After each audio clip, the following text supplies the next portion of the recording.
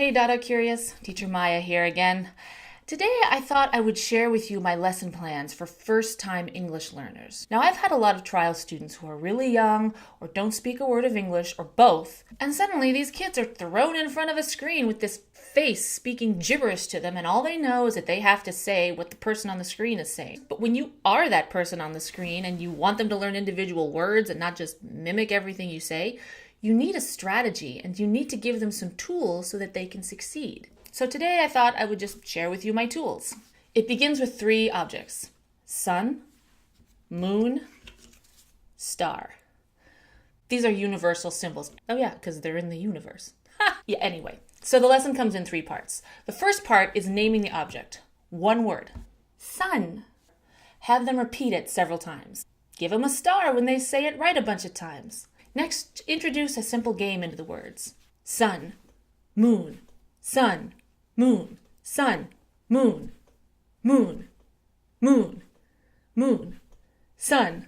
Play this game for a little while. And next, you add the 3rd element.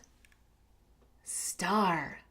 Now they can just get used to saying these words. You can even correct their pronunciation since it's only 3 words and you're less likely to overwhelm them.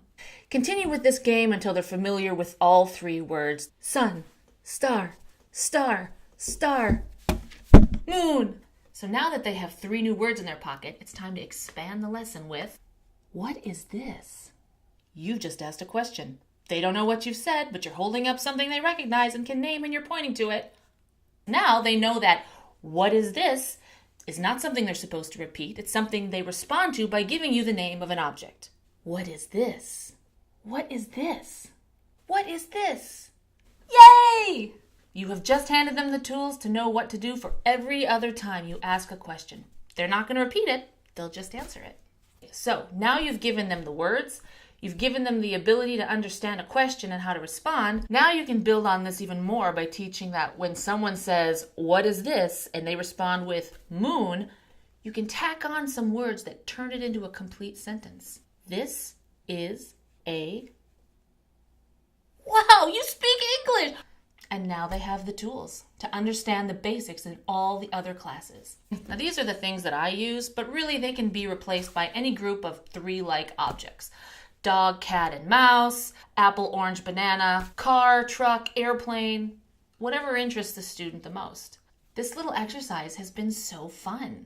It has become my go-to first lesson whenever I have a trial class with a little kid who doesn't know any English. When you're teaching ESL this way, you never really know what you're going to get, and neither does the kid. And if you're suddenly faced with a child who knows no English whatsoever, you may not know immediately where to start. But now I hope I've given you a place to start.